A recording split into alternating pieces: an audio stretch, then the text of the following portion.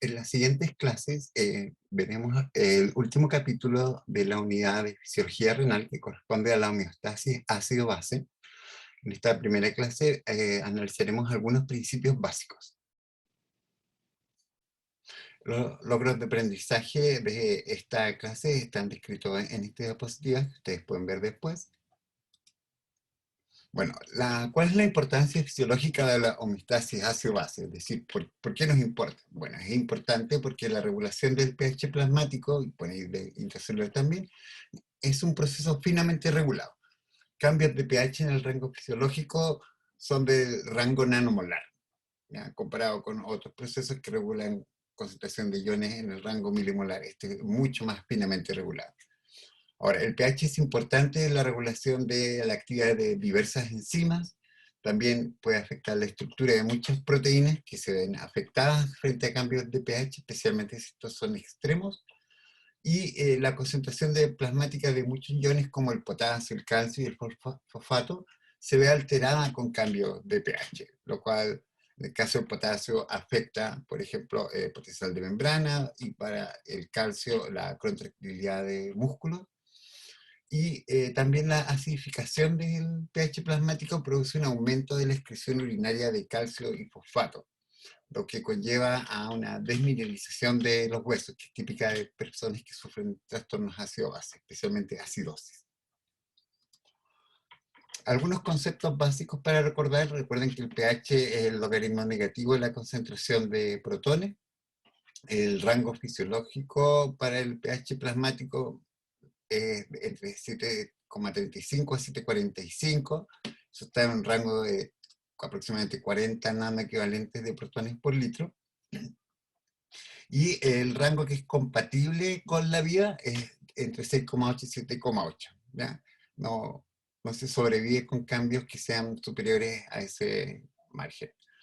Ahora, hay que recordar que una sustancia a la que llamamos ácido es una sustancia que entrega protones cuando está en una solución. Y la podemos diferenciar en ácidos fuertes si su disociación es completa, o débil si es parcial. ¿Ya? Lo mismo para las bases. En el caso, esta es una sustancia que acepta protones en una solución, y pueden ser tanto fuertes como débiles, dependiendo de su grado de disociación. Finalmente, un tampón es un ácido o base débil que está en solución junto con su base o ácido conjugado, ¿ya? Y es capaz de amortiguar cambios de pH cuando está en solución. Ahora, en cuanto al balance de protones, ¿cuáles son las fuentes de protones que hay en nuestro organismo?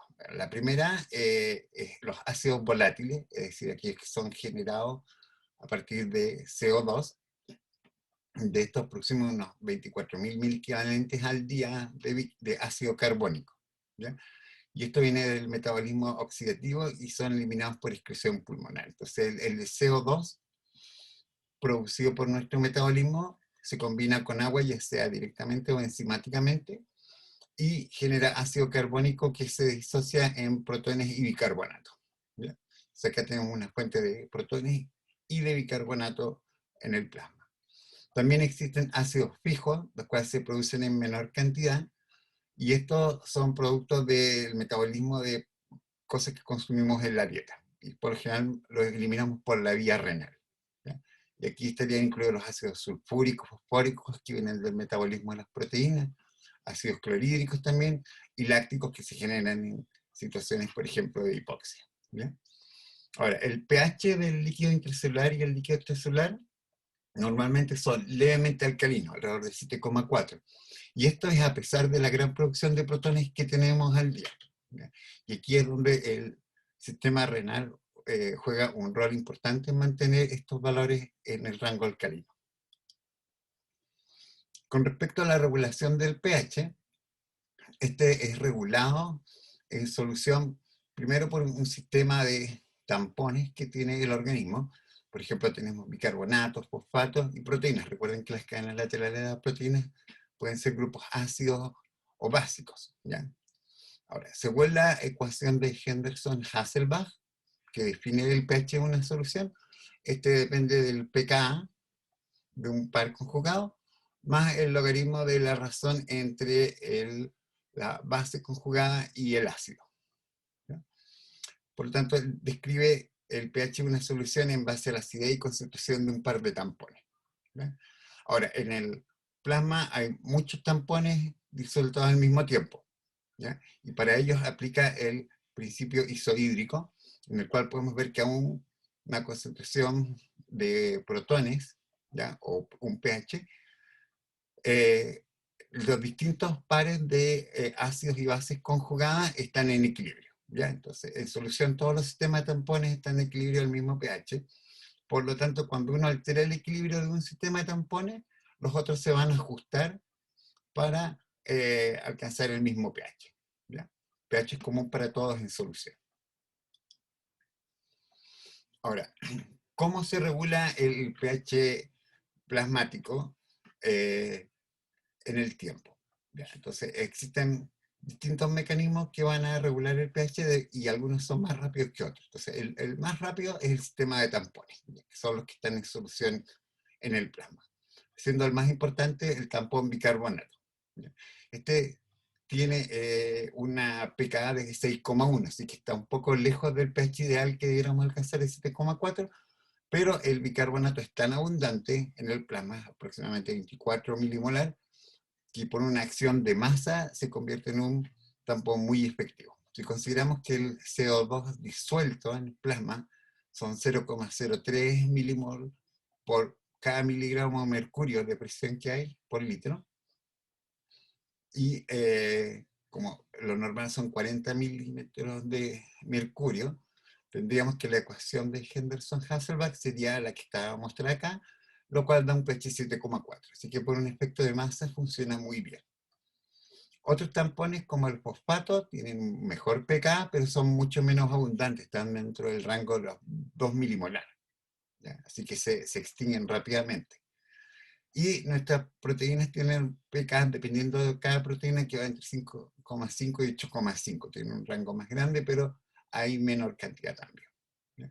Otros tampones que no son solubles son nuestros huesos, ¿ya? La hidroxiapatita que forma nuestros huesos es un aceptor de protones y que también puede tamponar. Y bueno, cada célula también tiene estos tampones, tiene proteínas, fosfatos inorgánicos y bicarbonatos que les sirve para tamponar protones. Segundo mecanismo, que es un poco más lento, es la ventilación. Es decir, podemos excretar por nuestros pulmones CO2 y este mecanismo se activa en minutos, pero dura varias horas. Así que eh, es un poco más a largo plazo, ¿ya? Y finalmente tenemos los mecanismos renales, como la excreción renal de ácidos o bases, ¿ya? Y la síntesis renal de tampón bicarbonato.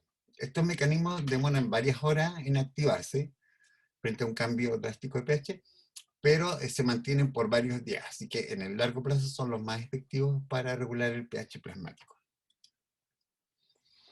Y en cuanto a lo que es la regulación renal del balance de ácido-base, tenemos otros mecanismos relacionados con el bicarbonato. Uno es la reabsorción de la carga filtrada de bicarbonato, ¿ya? Entonces, al día nosotros filtramos como 4.320 equivalentes por día, de lo cual se reabsorbe casi la totalidad. Esto ocurre principalmente en el túbulo proximal y en el asa de Henle. Y el segundo es la regeneración o reposición de bicarbonato, es decir, el riñón es capaz de sintetizar bicarbonato y lo puede hacer a partir del aminoácido glutamina en el túbulo proximal o la síntesis a partir de CO2 y agua en células intercaladas tipo A que están en el túbulo colector.